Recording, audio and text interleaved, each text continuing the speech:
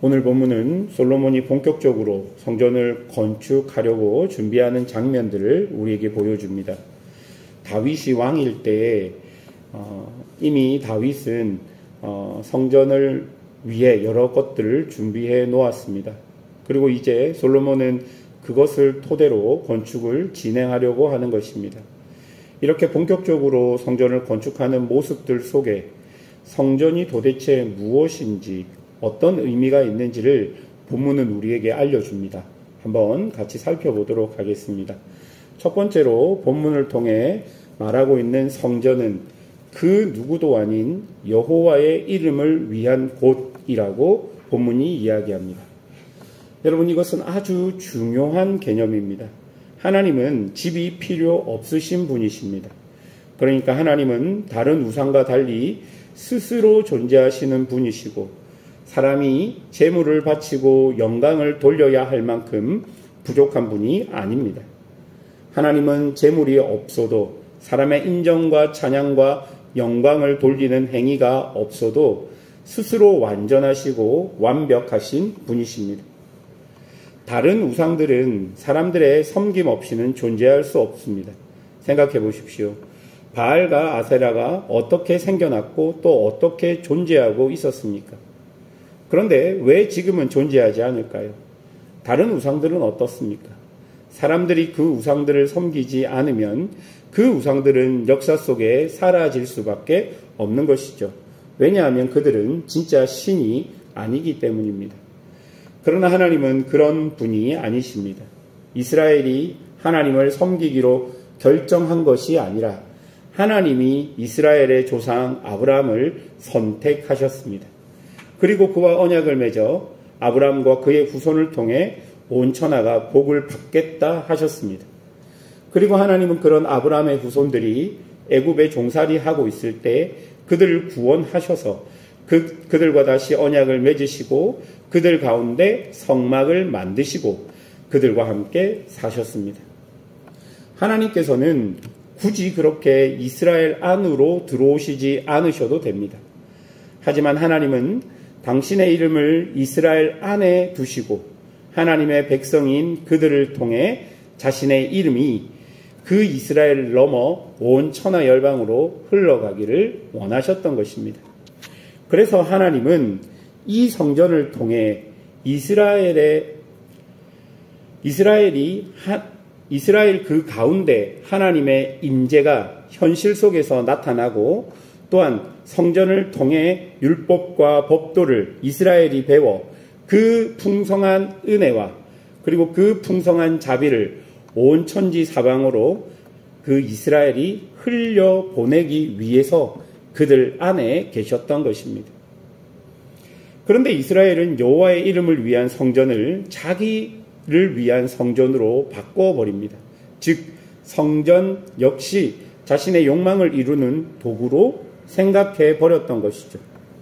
천지의 주제이신 하나님을 성전 안에 가두어 놓고 자신들의 삶의 욕망에 따라 우상 숭배도 하고 이교도의 법을 쫓아 정의를 꺾고 불의가 그 땅 안에 흘러가도록 살았던 것입니다. 그래서 하나님은 그들과 도저히 함께 있을 수 없어 성전에서 나와 그들을 떠나버렸던 것이죠. 여러분, 왜 오늘 역대기 저자가 성전을 여호와의 이름을 위한 곳이라고 말할까요?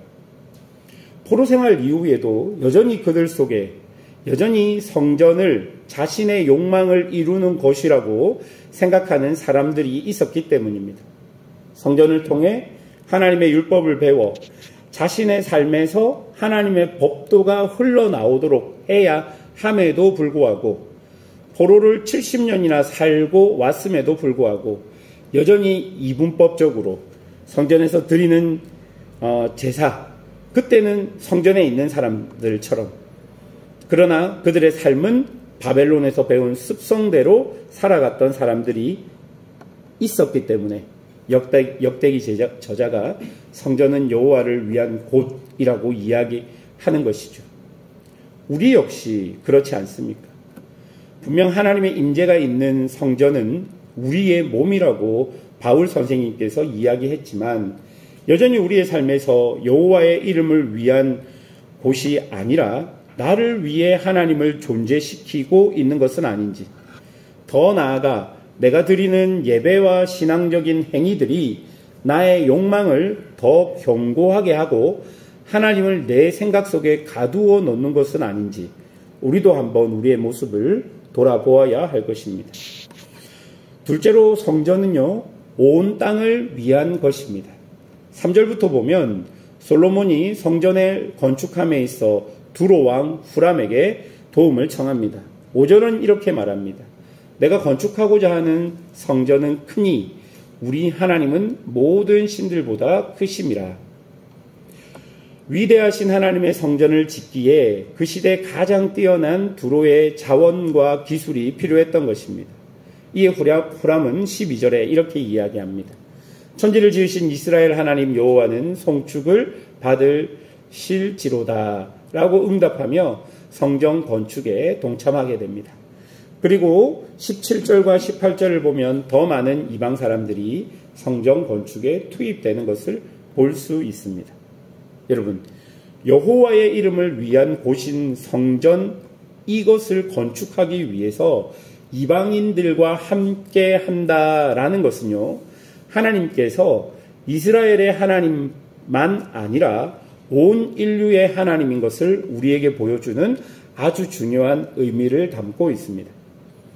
이스라엘이 타락할 때 모습을 살펴보면 이스라엘은 계속해서 하나님을 자신 안에 가두려는 모습을 가지고 있었습니다. 즉, 하나님을 자신들만을 위한 하나님으로 왜곡하고 오해할 때 이스라엘은 점점 타락하게 되었던 것이죠. 하나님은 그들을 위한 하나님이 아닙니다. 분명 하나님은 당신의 백성을 사랑하시고 지키시지만 그런 하나님의 백성들의 사명은 제사장 나라입니다.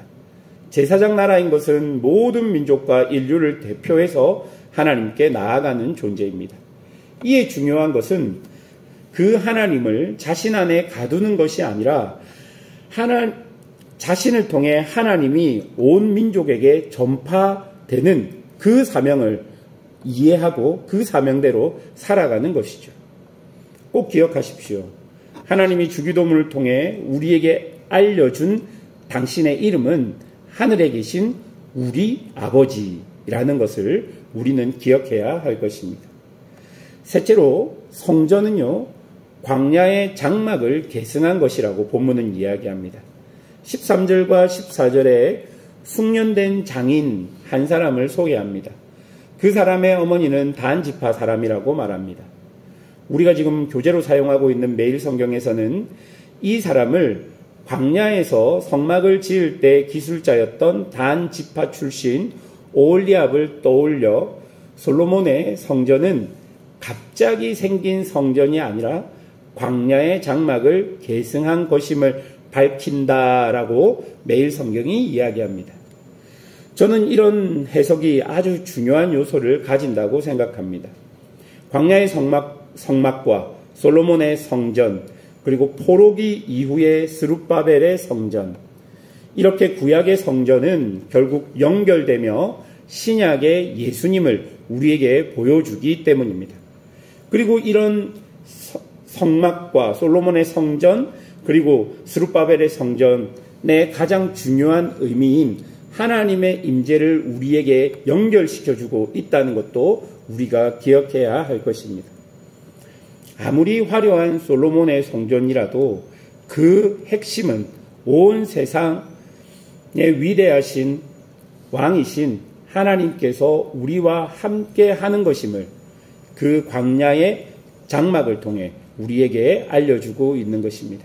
그리고 그것은 하나님의 아들 예수 그리스도를 통해 임마누엘의 약속으로 우리에게 완전히 성취됨을 우리가 성막을 통해 볼 수 있다라는 것입니다.